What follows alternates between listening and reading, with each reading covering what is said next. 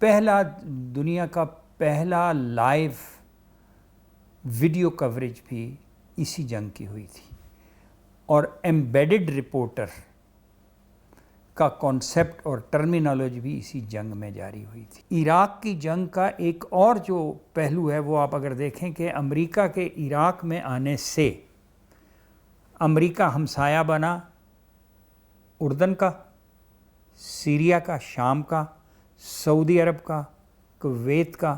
تو اس ہاپ کے ذریعے ہم ویڈیو بھیجتے تھے اور پھر سیٹلائٹ فون کے ذریعے میں رپورٹنگ کرتا تھا۔ تو بڑی تاریخی رپورٹنگ ہوئی وہاں، اور میں نے سیٹنگ آئل ویلز دیکھے، رات دن کے وقت اندھیرا چھا جاتا تھا بغداد میں، جو تیل کے کنویں تھے، مسافر تھے، سویلین تھے سارے، اور جیپ بھی سویلین تھی وہ، اور ایک ماں نے اپنے چھوٹے سے بچے کو چھاتی سے لگایا ہوا، ماں بھی جلی ہوئی ہے اور وہ بھی۔ انہوں نے کہا راؤ صاحب آپ نے بڑی جرت کی ہے اور بڑی اچھی کوریج کر رہے ہو، لیکن بھائی ایک دو چیزوں کا خیال رکھو۔ میں نے کہا کیا؟ کہتے ہیں ہم صدام کے ساتھ نہیں ہیں، ہم امریکن کے ساتھ ہیں۔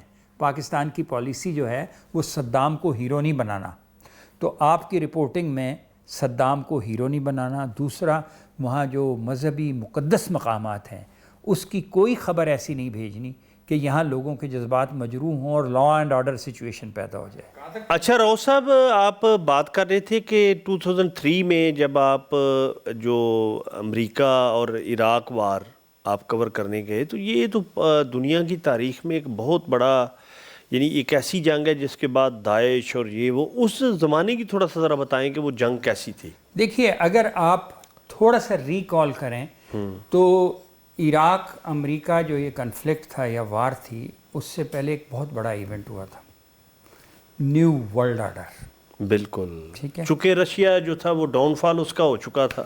دوسرا، CNN cable news network کا آغاز کیا گیا تھا۔ یہ بھی اس گرینڈ پلان کا ایک حصہ تھا کہ ایک ایسا نیوز چینل ہو۔ تو یہ جو کیبل نیوز چینل ہے یہ کوئی آسان کام نہیں تھا، کیونکہ پیسے دے کے آپ کیبل لگاتے تھے، ہمارے یہاں بھی پہلے کیبل ٹی وی ہوتا تھا۔ تو امریکہ میں اس کو شروع کیا گیا، اور اس کے پہلا دنیا کا پہلا لائیو ویڈیو کوریج بھی اسی جنگ کی ہوئی تھی، اور ایمبیڈڈ رپورٹر کا کانسیپٹ اور ٹرمینالوجی بھی اسی جنگ میں جاری ہوئی تھی۔ یہ دونوں ٹرمینالوجیز جو ہیں بڑی اہم ہیں جرنلزم کے لیے۔ پھر فکسر کا لفظ بھی اس میں آیا، وہ آگے اس پہ بات کر سکتے ہیں۔ تو اس جنگ سے پہلے امریکنز نے یا ویسٹ مائنڈ نے، جس میں Britain is the brain of whole schemes of thing, اگر آپ دیکھیں تو، جس کی سلطنت میں سورج کبھی غروب نہیں ہوتا تھا، اتنا بڑا برین ہے وہ۔ تو امریکن اسٹریٹجیز میں برٹن بھی پارٹ ہوتا ہے۔ تو انہوں نے جو نیا ورلڈ آرڈر دنیا کا تشکیل دیا تھا، اس کے اندر میڈیا کی ہیجمنی جیوز اور ویسٹ نے اپنے پاس رکھنی تھی، اور دوسرا، اس جنگ کے دوران انہوں نے دنیا کو یہ ثابت کیا کہ امریکن میڈیا کی ریچ کتنی دور تک ہے۔ اور اس کے بعد جو مختلف فیزز ہیں، آپ دیکھیے، میں تھوڑا سا بیک پہ بھی لے کے جاؤں گا کیونکہ ریفرنس ٹو دی کانٹیکسٹ ہی بات ہوتی ہے۔ سیکنڈ ورلڈ وار کے بعد نیشن اسٹیٹ کا تصور پیدا کیا گیا۔ وہ جو خلافت اسلامیہ تھی وہ ڈسممبر ہوئی، اور ٹیبل پہ میپ رکھ کے برطانیہ، امریکہ، فرانس اور بھی چند ایک ملک تھے، انہوں نے مل کے نشان لگائے تھے کہ ان ممالک پر ہماری عملداری ہوگی، یہ ہماری ڈومین ہوگی۔ اور آج تک آپ دیکھیں، عرب نیشنلزم کے نام پر بڑے ہنگامے ہوئے، بڑی ایسوسیشنیں بنی اور ادارے بنے، لیکن سب ٹوٹ چکے ہیں۔ یمن الگ لڑ رہا ہے، سعودی عرب الگ نیشنلزم پہ ہے، UAE ایک ببل کے طور پر انہوں نے پیدا کیا، اور عراق کی جنگ ہوئی۔ عراق کی جنگ کا ایک اور جو پہلو ہے وہ آپ اگر دیکھیں کہ امریکہ کے عراق میں آنے سے امریکہ ہمسایہ بنا اردن کا، سیریا کا، شام کا، سعودی عرب کا، کویت کا، اور چھوٹے موٹے جو ملک ہیں، ان سب کی سرحدیں عراق سے جہاں قریب قریب ٹکراتی ہیں. اگر if the America is there, he is commanding the whole نہیں دیکھیں نا, پہلے تو انہوں نے صدام حسین کو خطرہ بنایا کویت کے لیے, وہاں قبضہ کروایا, اور پھر یہ کہ سعودی عرب اور یو اے ای اور جو جتنی ملحقہ ریاستیں ہیں ایران کے علاوہ, ان کو کہا کہ جی ہم آپ کو سیکیورٹی دیتے ہیں. تو ایک قسم کی ہیجمنی آف امریکن اتھارٹیرینزم وہ وہاں قائم کی گئی عراق وار کے پس منظر میں. اور پہلے صدام کو اتنا بڑا اس کا کریٹ کیا گیا ہوا کہ جی یہ جیسے پوری دنیا کو کھا جائے گا, اور اسکڈ میزائل ہے اور فلانا ہے, اور وہ میرے خیال میں جنگ چند دنوں میں ختم ہو گئی جو سیکنڈ عراق وار ہے. تو اس کا ذرا بتائیے گا کہ اس وقت وہاں صورتحال کیا تھی؟ دیکھیے, جس دن یہ طے پایا کہ عراق میں پاکستان ٹیلی ویژن کی ٹیم جانی ہے تو آئی آپٹیڈ. تو میرے جو سینئر تھے, شکور طاہر تھے, ایک دو اور تھے, انہوں نے کہا راؤ تم پاگل ہو گئے ہو, تم نے اس میٹنگ میں اپنے آپ کو آفر کیا, آپ کو پتہ ہے it's a deadly war, chemical war ہے وہ, تو وہاں تو بندے زندہ نہیں بچیں گے. میں نے کہا جی اب فیصلہ ہو گیا جو نصیب میں ہے. گھر آ کے میں نے بتایا تو گھر والے بچے خوش تھے کہ پاپا باہر جا رہے ہیں, آتے ہیں تو گفٹ لاتے ہیں. میں نے بھی نہیں ان کو بتایا کیا ہے.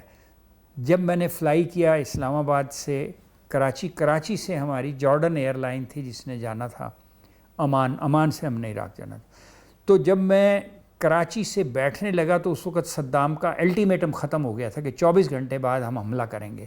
تو اس وقت ٹیلی ویژن پہ پی ٹی وی تھا تو سب گھر میں پتا. تو مجھے یہاں سے مسز کا فون گیا کہ آپ کسی جنگ کی کوریج کے لیے جا رہے ہیں. میں نے کہا وہ تو یہ سوچ رہی تھی کہ شاید تحفے تحائف آئیں گے, ڈالر ملیں گے, یہ وہ جیسے ہوتا ہے.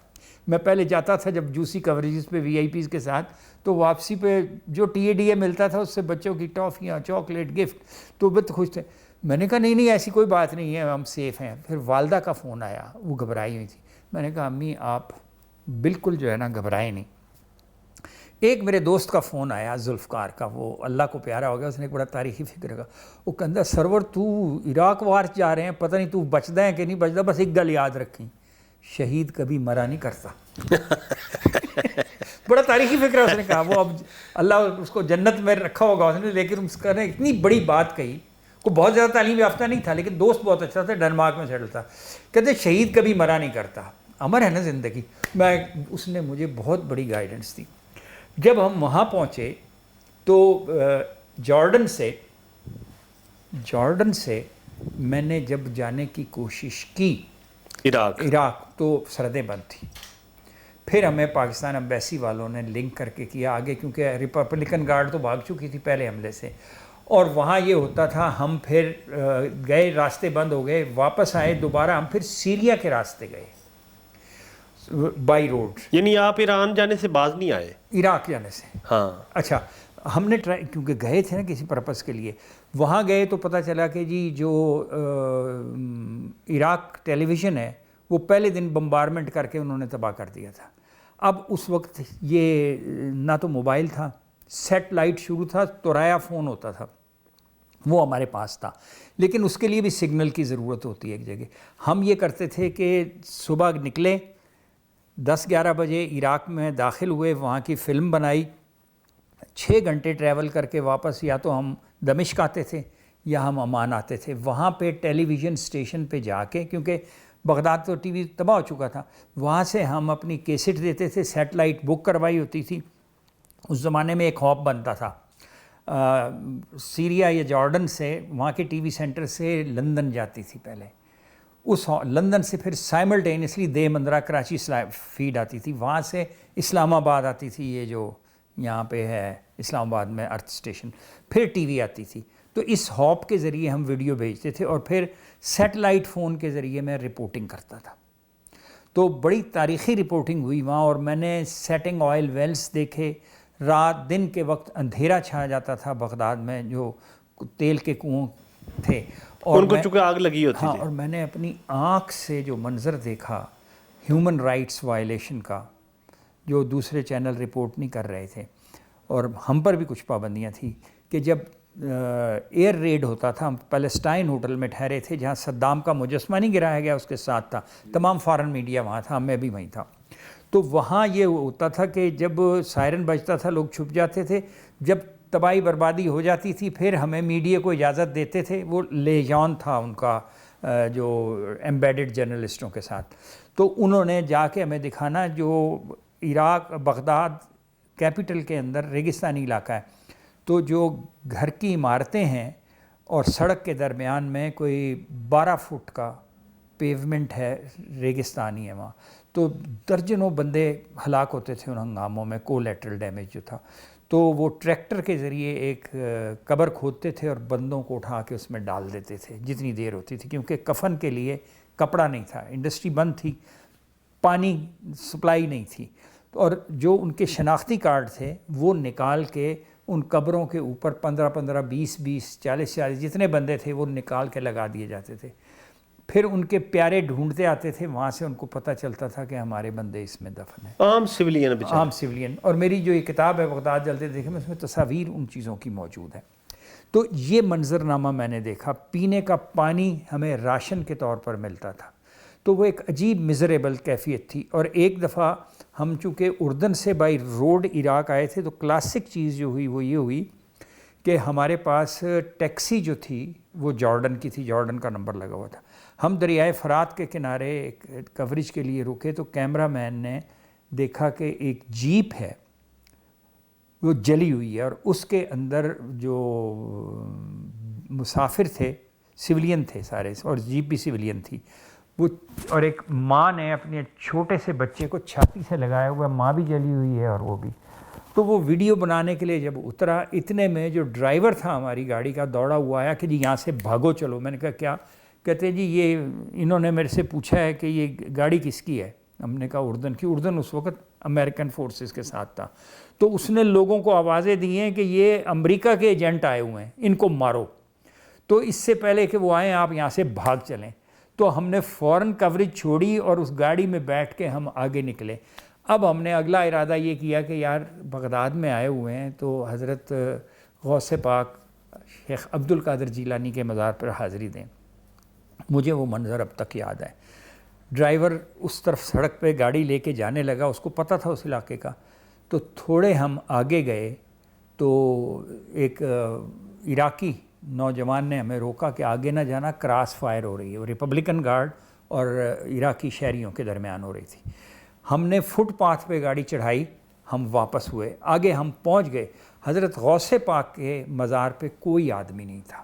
وہ جو مزارات کے باہر وہ ٹھیے لگے ہوتے ہیں نا لکڑی کے، جس پہ وہ تسبیحیں لٹکاتے ہیں، پھول مکھانے یہ وہ رکھے ہوتے ہیں، تو کوئی چیز نہیں تھی، صرف ایک جگہ پر ایک آدمی بیٹھا تھا، وہ بھی چوکیدار تھا وہاں۔ ہم نے کہا جی ہم نے دعا کرنی، کہتے اندر تو کوئی ہے ہی نہیں۔ اس نے گیٹ تو کھلا تھا، اندر گئے، پورا دلان خالی تھا، مسجد میں کوئی نہیں تھا، مزار کے سامنے ہم کھڑے ہوئے، مزار پہ تالا لگا ہوا تھا، وہاں ہم نے دعا کی اور چھوٹا سا مراقبہ بھی کیا، کیونکہ یہ ایک لائف لانگ ایکسپیرینس تھا کہ آپ پیران پیر غوث پاک کے حضور حاضری ہے۔ تو یہ جو ایک جنگ ہے بظاہر وہ ایک وار رپورٹنگ تھی، لیکن میری اتنی کیپیسٹی بلڈنگ ہوئی، مجھے اتنا کچھ سمجھنے کا موقع ملا، اور میں صاحب کتاب بنا بیکاز آف دیٹ رپورٹنگ۔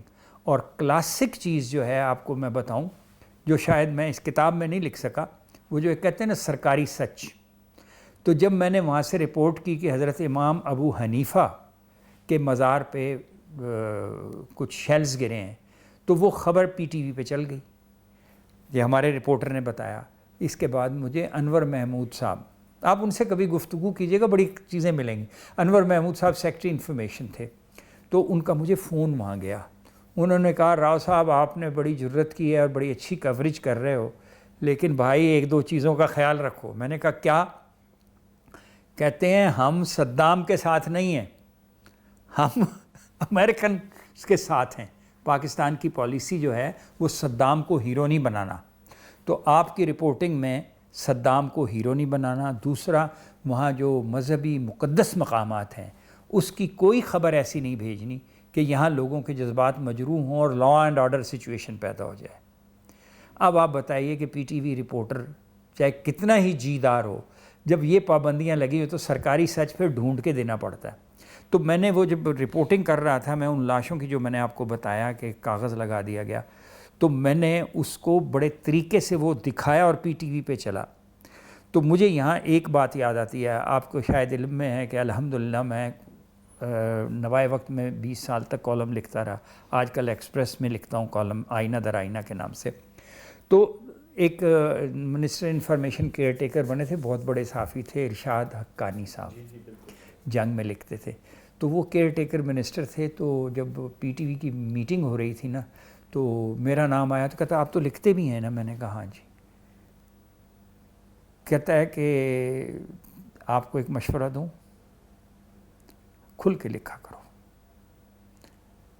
میں نے کہا جی مجھے تو یہ کہا گیا ہے کہ ملکی سرحدوں کے اندر داخل نہ ہونا، نہیں مارے جاؤ گے.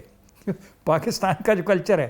اس نے کہا نہیں، دیکھیں انہی پابندیوں میں جو شخص کچھ لکھ سکتا ہے نا، وہی لکھاری بنتا ہے. جب ہر چیز کھلی ہوئی ہو تو الفاظ کا انتخاب بڑا آسان ہوتا ہے. لیکن آپ کو پی ٹی وی رپورٹر کے طور پر اور پھر میڈیا میں لکھتے ہوئے تحریر اسی سے سیکھو گے. اور میں نے اس چیز کو پلے باندھا اور الحمدللہ مجھے یہ موقع ملا کہ میں نے کتاب بھی لکھی. اور یہاں میں اس کا حوالہ دوں، جب میں نے واپس میں آیا وہاں سے، تو میں نے اس کے اکاؤنٹس جب لکھے تو مجھے ٹیلی فون آیا. ڈاکٹر مغیث الدین مرحوم میرے کلاس فیلو تھے، وہ آئے. میں نے ان کو کہانیاں سنائی جیسے یہ تھا. وہ مجھے کہتے ہیں راؤ صاحب آپ کچھ کالم لکھنا شروع. میں کہا یار کالم میں نے زندگی میں نہیں لکھا. کہتا ہے اس جو تم نے کہانیاں مجھے سنائی ہیں ان کو ہی لکھ دو، کتاب بن جائے گی. میں نے کہا کیسے؟ انہوں نے، ایک دوست بھی تھے میڈیا کے، ایک ٹیچر بھی تھے، انہوں نے مجھے گائیڈ کیا. میں نے اس کتاب کے وہ جو کالم لکھے تھے نا، میں نے پہلا کالم جب لکھا عراق پہ تو میر شکیل الرحمان صاحب کو میں نے کال کی، اتفاق سے وہ اویلیبل نہیں تھے. دوسری کال میں نے مجید نظامی صاحب کو کی. میں نے کہا جی اس طرح ہے، کیونکہ میں ٹی وی پہ پیئر ہوتا تھا، الحمدللہ پی ٹی وی کی مونوپلی تھی، رب نے عزت دی تھی تو جانتے تھے. انہوں نے کہا راؤ صاحب آپ تو سرکاری رپورٹر تھے تو آپ تو سرکاری سچ لکھیں گے. میں نے کہا سر میں آپ کو پہلا کالم بھیجتا ہوں، جو چیزیں میں وہاں نہیں لکھ سکا میں وہ بھیجتا ہوں. تو میں نے بھیجا اور اگلے دن میں نے اخبار کھولا تو میری خوشی کی انتہا نہ رہی. نوائے وقت میں نظامی صاحب نے فرنٹ پیج کے سینٹر میں یہ لکھا کہ پاکستان ایشیا اور مسلم ورلڈ کا پہلا صحافی سرور منیر راؤ جس نے عراق وار کور کی ہے، اس نے اپنے اکاؤنٹس نوائے وقت میں ریگولر لکھنے کا اظہار کیا. اور آج ہم اس کا پہلا کالم تھے. میں نے کھولا تو ایڈیٹوریل پیج پہ میرا بڑا نمایاں کالم تھا. ارشاد عارف صاحب اس وقت سب ڈپٹی ایڈیٹر ہوتے تھے. اب میں پابند ہو گیا، مجھے ہر ہفتے اپنا کالم لکھ کے بھیجنا تھا. لکھا تو بعد میں نے اس کو پھر اور ریسرچ کی تو یہ میری کتاب بن گئی. تو کہنے کا مطلب یہ ہے کہ کنفلکٹ رپورٹنگ کی وجہ سے مجھے وی آئی پی رپورٹنگ اور کنفلکٹ رپورٹنگ کا فرق کا پتہ چلا، پارلیمنٹ رپورٹنگ اور کنفلکٹ کا پتہ چلا، ڈپلومیٹک رپورٹنگ اور کنفلکٹ کا پتہ چلا. اور مجھے اس جنگ سے کور کر کے مجھے اندازہ ہوا کہ زندگی کے روپ کیا ہے. سول وار بھی کور کی تھی، یہ بھی کی.